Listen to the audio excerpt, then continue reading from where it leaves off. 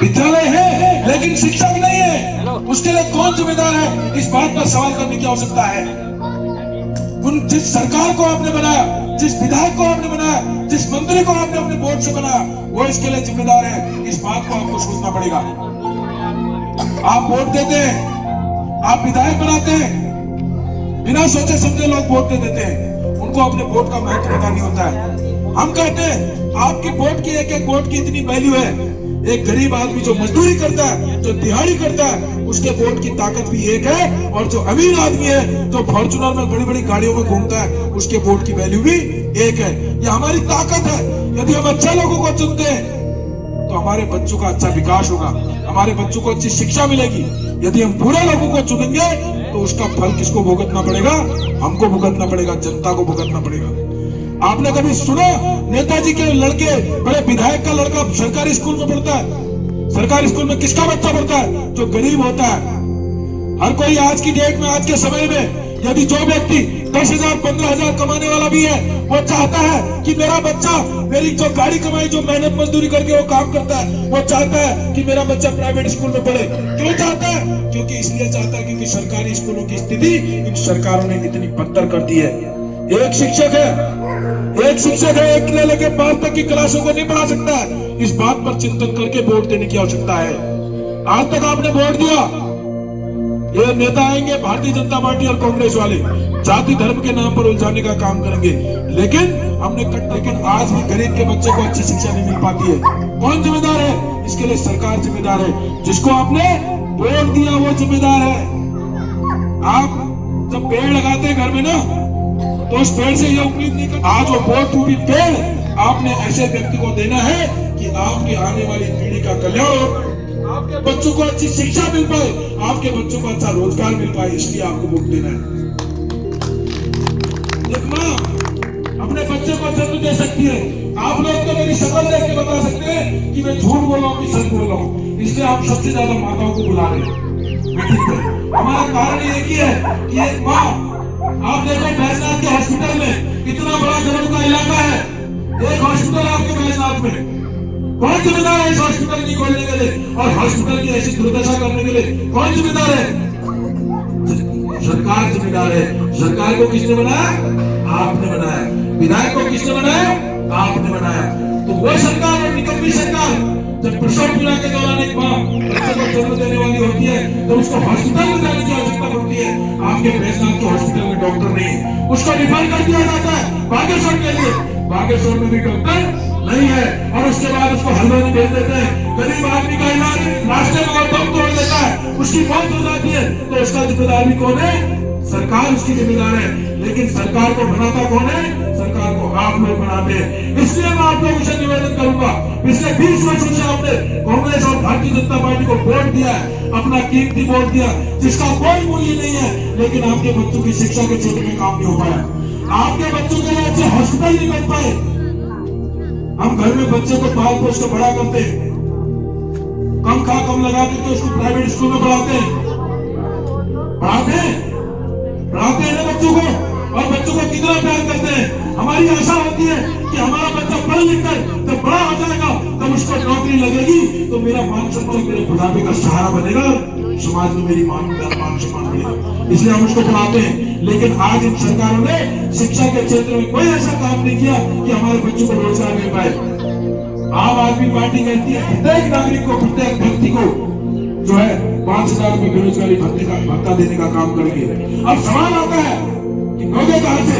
अभी हमारे पूर्व प्रधान जी ने बताया कि 18 वर्ष से ऊपर की प्रत्येक माँ को, प्रत्येक बहन को, प्रत्येक बेटी को 1,000 रुपए मंथली देने का काम करेंगे जब आम आदमी पार्टी की सरकार बनेगी।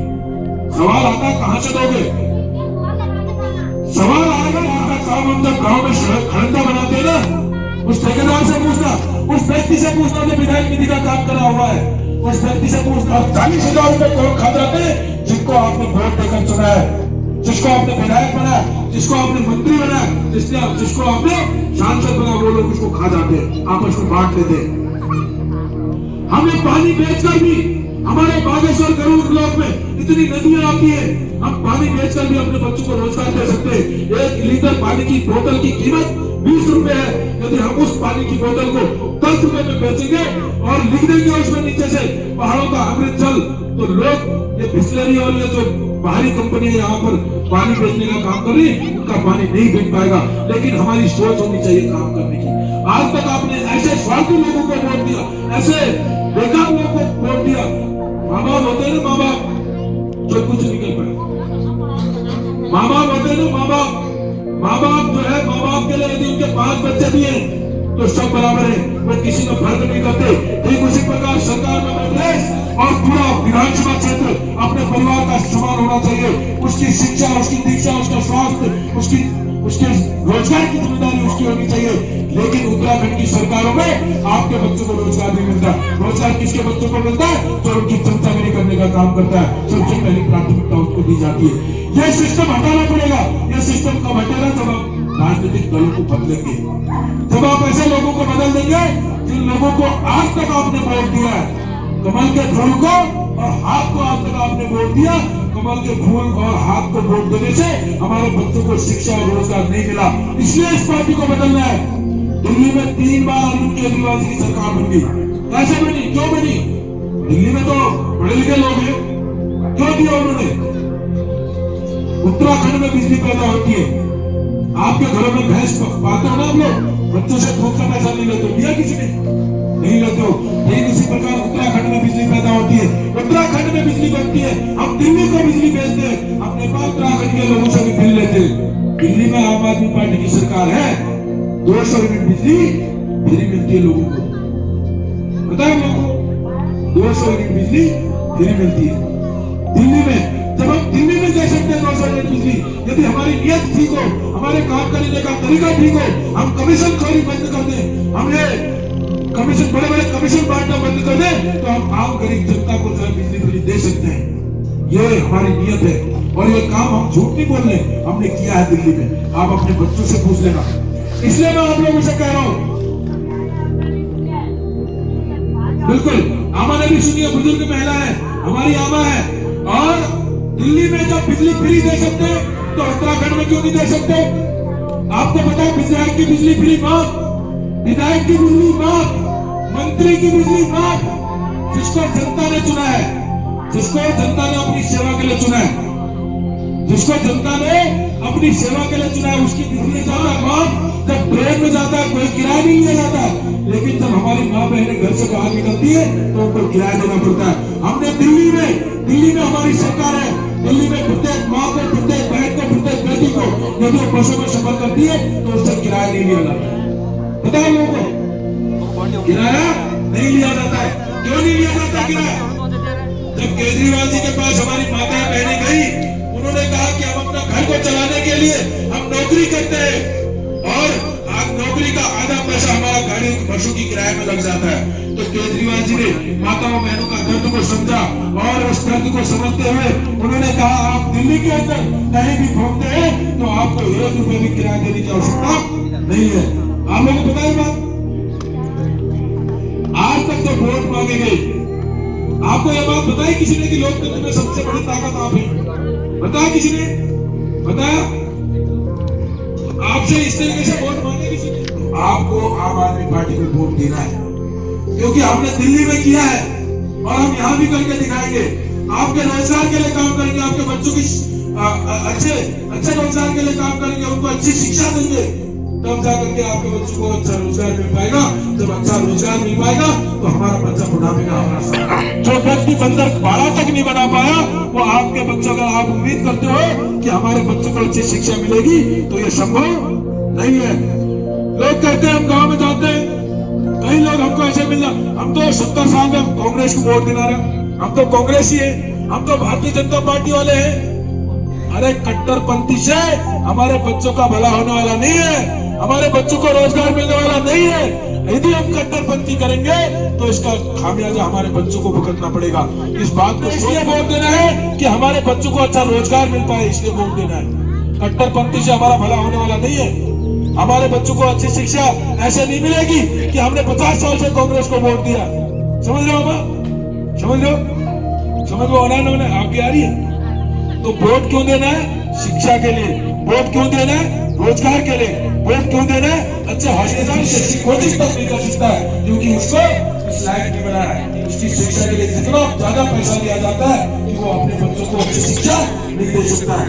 भारतीय संविधान में लिखा हुआ है रोटी कपड़ा मकान शिक्षा स्वास्थ्य और रोजगार और बिजली पानी और सड़क ये किसकी जिम्मेदारी है देने की? सरकार की जिम्मेदारी है। सरकार अपने जेब से नहीं देती है, सरकार आप लोगों के टैक्स की जो गाड़ी कमाई जाती है उसी पैसे का सदुपयोग करके आपको देने का काम करती है। हम तो कहते हैं कि आप सवाल पूछो भारतीय जनता पार्टी के लोगों से, सवाल पूछो कांग्रेस के लोगों से कि आपने इतने वर्षों से क्या किया। आज हमारे बच्चों को क्यों नहीं मिल पाई शिक्षा? हमारे बच्चे बेरोजगार क्यों घूम रहे? बहुत सारी माताएं यहाँ पर होंगी जिनके बच्चे बेरोजगार होंगे।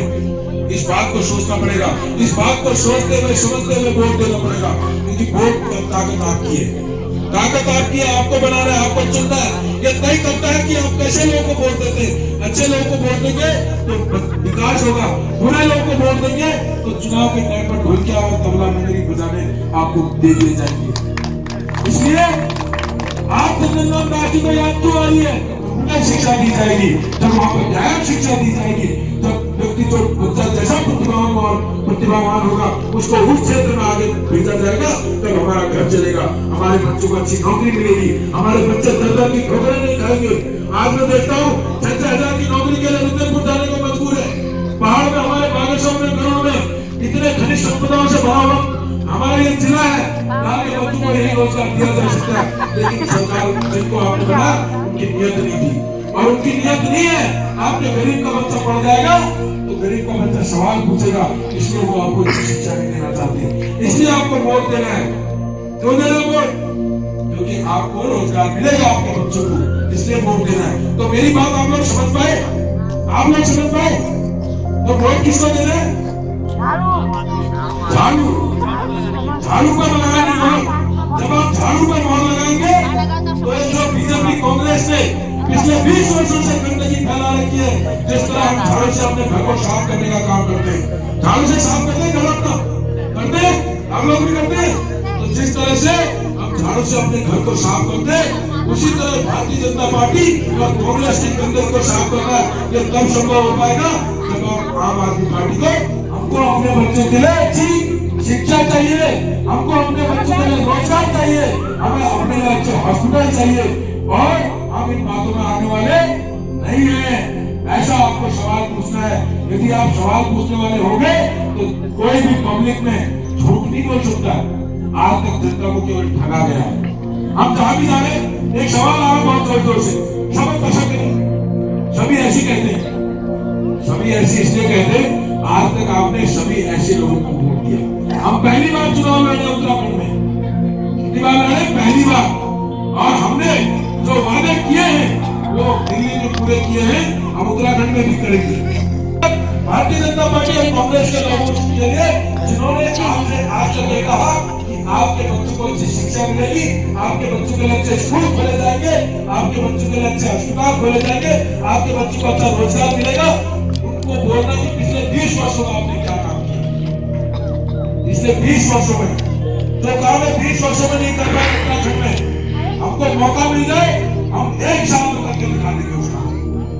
क्योंकि हमारे पास पढ़े लिखे और विजनरी लोग हैं, ऐसे लोग हैं जिन्होंने 10 साल से ऊपर है, जो विधवा है, जो वृद्धा है, वो बुजुर्ग पिता समान बुजुर्ग जिसकी उम्र 60 साल से ऊपर है, जिसको वृद्धा पेंशन समय से मिलनी चाहिए, हर महीने मिलनी चाहिए, उसको विधवा पेंशन वृद्धा पेंशन 6 महीने में देते हैं, 3 महीने में देते हैं, वो उसका घर चल जाएगा 1200 से? नहीं चलता है।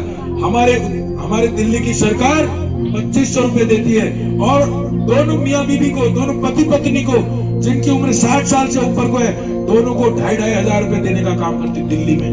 हमने कहा उत्तराखंड में भी देंगे, हमने कहा उत्तराखंड में भी देंगे। एक सुबोध उनियाल है भारतीय जनता पार्टी का नेता। कौन है? भारतीय जनता पार्टी का नेता। बोला जनता को हराम की मत दो, जनता को हराम की आदत मत डालो। कौन बोला? भारतीय जनता पार्टी का नेता, मंत्री है सुबोध उनियाल। जिन लोगों को आपने वोट दिया अपनी सेवा करने के लिए, वो लोग 5 लाख रुपए तनख्वाह लेने का काम कर रहे हैं और उनका सब कुछ फ्री होता है। जब आम गरीब जनता को देने की बात करते तो बोलते जनता को हराम की मत दो। ये है भारतीय जनता पार्टी वालों का चाल, चरित्र और चेहरा। इसलिए भारतीय जनता पार्टी को धूल चटाना है जो जनता का नहीं है, क्योंकि लोकतंत्र में जनता चलती है। जनता की सेवा नहीं कर सकता वो व्यक्ति काम का नहीं है। तुमको मिले तो सही, सबसे बड़े हरामखोर तो ये विधायक और मंत्री हैं जो जनता की गाड़ी कमाई का पैसा अपने बच्चों को विदेश में पढ़ाने में खर्च करते हैं और आम जनता को गुमराह करके वोट लेने का काम करते हैं। आप लोगों को अपने वोट की ताकत पहचाननी है और इस पर झाड़ू वाले बटन को दबाकर हमारे विधायक जी बोलते हैं, क्या बोलते हैं कि 5 लाख रुपए जब तनख्वाह मिलती है विधायक को, कागनाज की कसम खा के कह रहा हूँ अपने बच्चों के लिए 1 रुपए की टॉफी भी नहीं लूंगा। उस पैसे को गरीब जनता के कल्याण में लगाने का काम चला था। पहली लहर आई कोरोना काल की, एक व्यक्ति आपका बेटा बसंत कुमार जी ऐसे थे जिन्होंने अपने कार्यकर्ताओं को गांव-गांव भेजा और गांव-गांव में मास्क और सैनिटाइजर का छिड़काव करवाया। मास्क बांटा आपके गांव में, आपके गांव में बांटे ना। क्यों बांटे पता है? घर घर जाके बांटा। क्यों बांटे पता है आपको? इसलिए बांटे कि गांव का गरीब व्यक्ति जब रोड में निकल रहा था, जब घर से बाहर निकल रहा था, तो उसका जो है चालान हो रहा था और उसका चालान ना हो पाए, एक तो लॉकडाउन चला है, एक तो कोई रोजगार नहीं है और उसका जो है 500 का चालान कर दिया जा रहा था और वो चालान का पैसा ना भरे, इसके लिए भाई साहब ने गांव-गांव में मास्क और सैनिटाइजर बांटने का काम किया। तो ऐसे लोगों को वोट देना चाहिए कि नहीं देना चाहिए? देना चाहिए ना। तो हाथ उठाकर बोलो कौन कौन लोग। आपकी बात, मेरी बात समझ में आई ना भैया लोगों? आप लोग साथ हैं, आपको रोजगार के लिए बात करनी है, बस जाति धर्म में नहीं उलझना है, शिक्षा, स्वास्थ्य और रोजगार की बात करनी, ठीक है? तो ज्यादा न कहते हुए अपनी बात समाप्त करता हूँ। सब वही है।